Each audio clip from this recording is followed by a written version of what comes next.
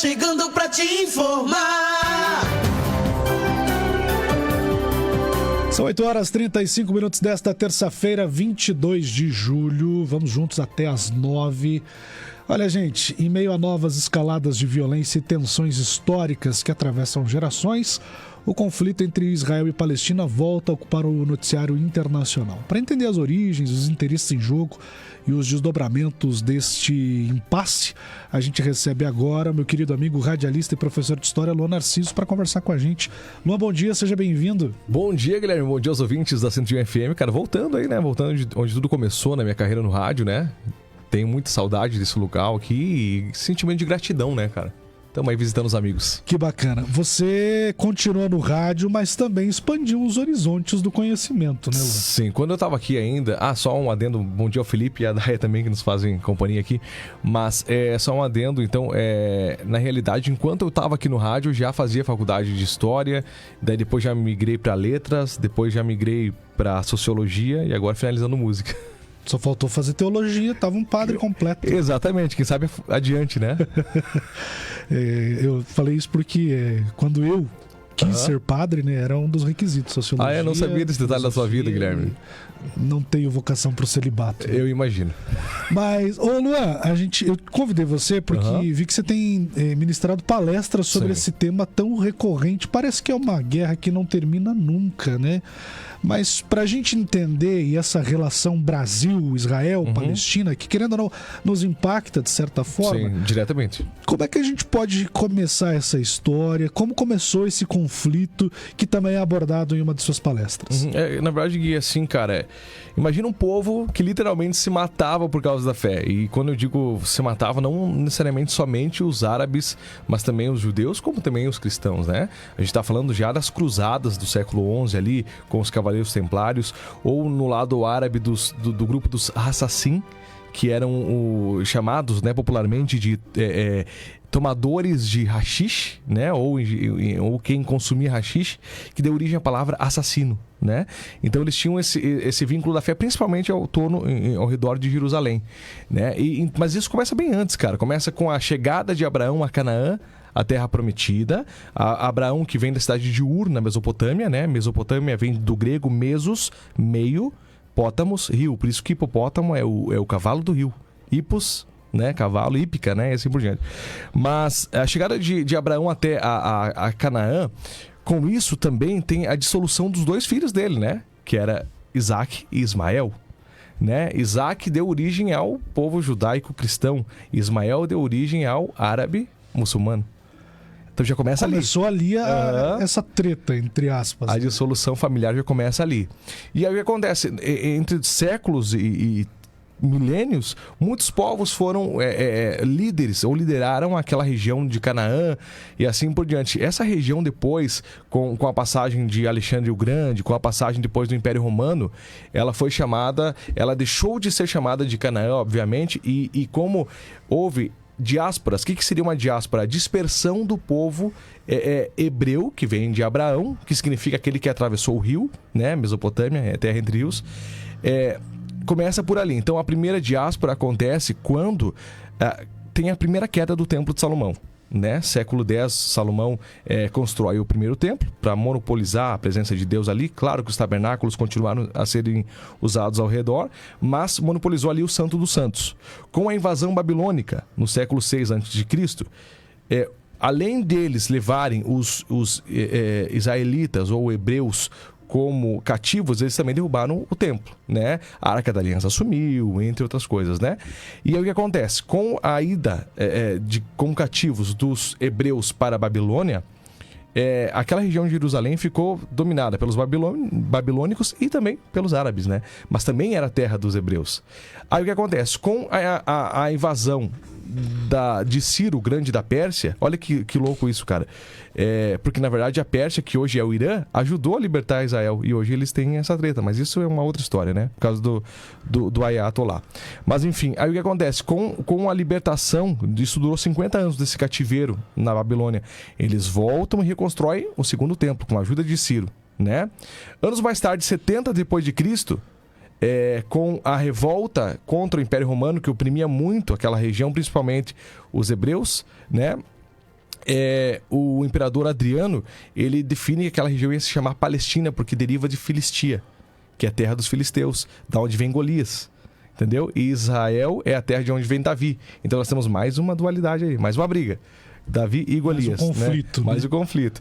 E nessas duas diásporas, Guilherme, tanto na primeira, na Babilônia, quanto na segunda, com o imperador Adriano, os hebreus que mais tarde, quando eles voltaram, eles se monopolizaram ali na Judéia, então eles passaram a ser chamados de judeus.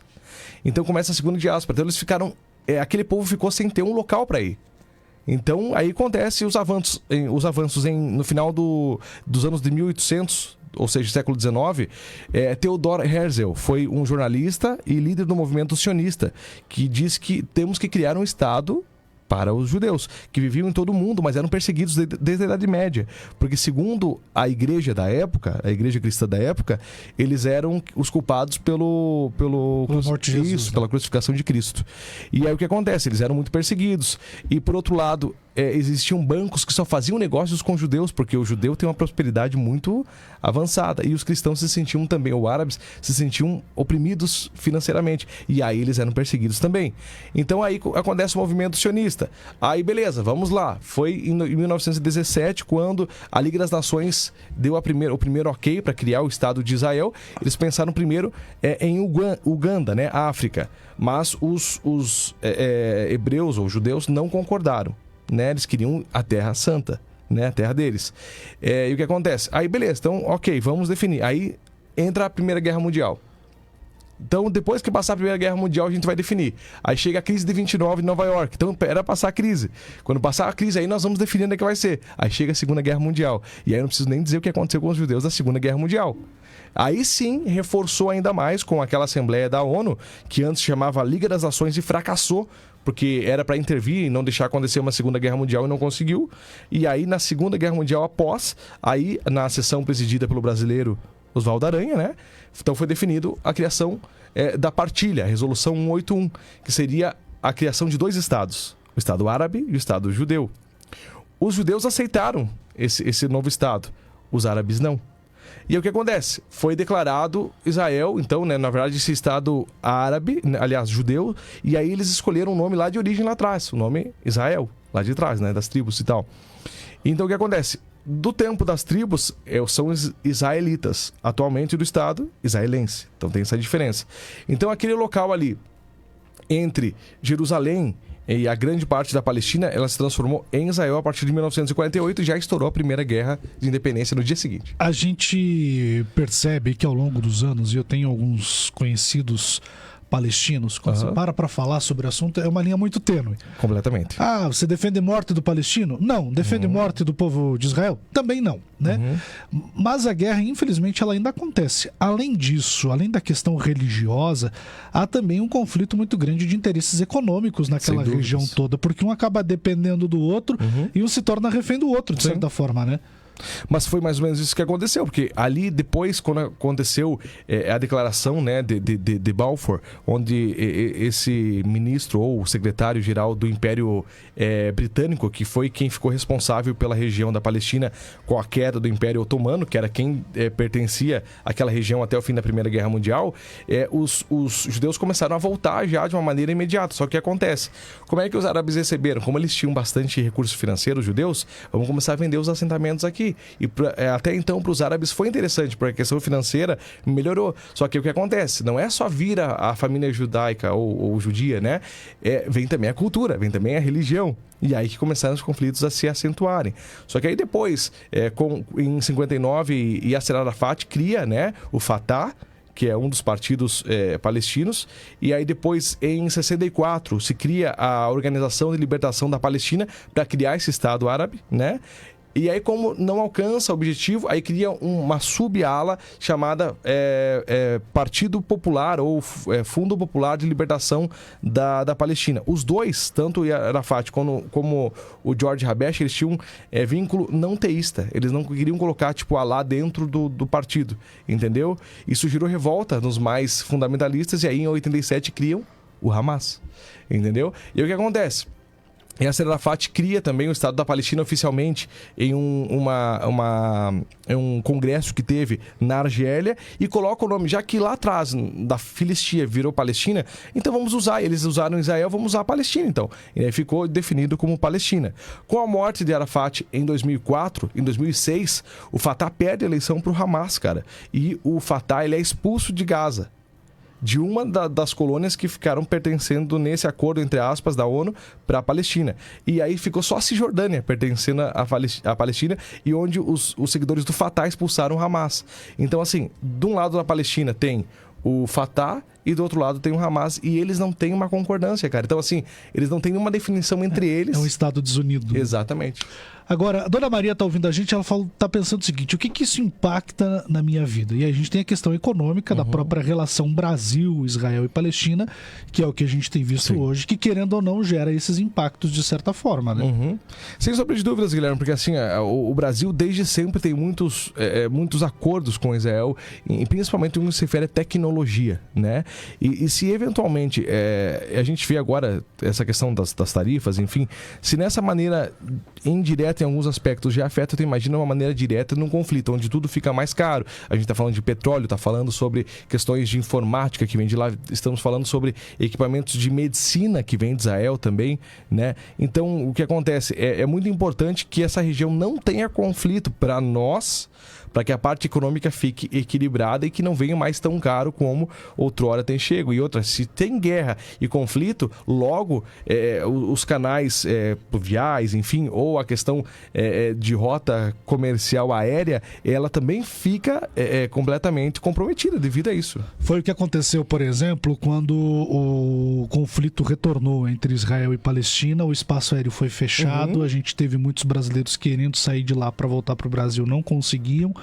E, consequentemente, a vinda desses materiais eletrônicos, principalmente, deixou de acontecer e isso encareceu o preço, ou seja, impactou diretamente na vida do brasileiro. É claro, porque aí se você não tem aquela fonte primária, você tem que buscar uma fonte secundária, né? Ou seja, então tem que buscar um outro país que nem sempre tem os mesmos preços, a mesma facilitação de fazer com que o produto chegue aqui, naquele preço anterior, né? Porque aí chegando aqui, aí tem um custo de importação e tem um custo do lojista, entendeu? Então, cara, é muito complicado essa questão econômica, principalmente quando se refere à guerra. Existe, na sua concepção, alguma expectativa de esse conflito reduzir, pelo menos? Porque acabar, acredito eu, que ainda é muito cedo para dizer.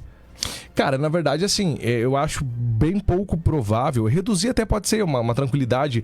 A gente vê as ações relacionadas ao Trump aqui, em querendo julgar a paz. Alguns teóricos já levam mais pro lado da escatologia também, né? Teóricos da conspiração. Mas essa definição, principalmente da paz. Só que o que acontece? O mais difícil de ter paz ali, Guilherme, são duas coisas. A questão é que a Palestina, no caso, o Hamas, ela não quer o Estado de Israel. Então ela nunca aceitou o Estado de Israel. E outra... Os judeus, eles têm um sonho de construir o terceiro templo. Lembra que eu falei dos 2 templos? E eles querem construir bem no Domo da Rocha, que é sagrado para os muçulmanos. E eles não vão aceitar, entendeu? Então só vai construir o templo se os muçulmanos eventualmente aceitarem. E é muito difícil, mas não impossível. É algo que a gente vai ter que esperar para ver. Luan, muito obrigado pela sua participação, um tema bem relevante para os nossos dias, haja vista a importância que há entre os povos, né? E é importante dizer, a gente não está aqui defendendo o povo A ou o povo B, a gente não é partidário nesse sentido, mas de fato para que a população entenda o que está acontecendo em nível de mundo, né? Sem dúvidas, Guilherme, obrigado pela oportunidade aí. Quem eventualmente quiser aula particular ou chamar para palestras, eu não dou palestra só no cunho religioso, né? Tenho vários temas, então pode me procurar lá no Instagram, @luanarciso com M, e chama o pai lá que o pai vai. Muito bem. 8h49, Brasão, Marafimóveis, Noratec Informática, TRR Saibo e Automóveis Bom Jesus junto com a gente aqui no Rádio Café. Ei, já está acontecendo! Operação Black na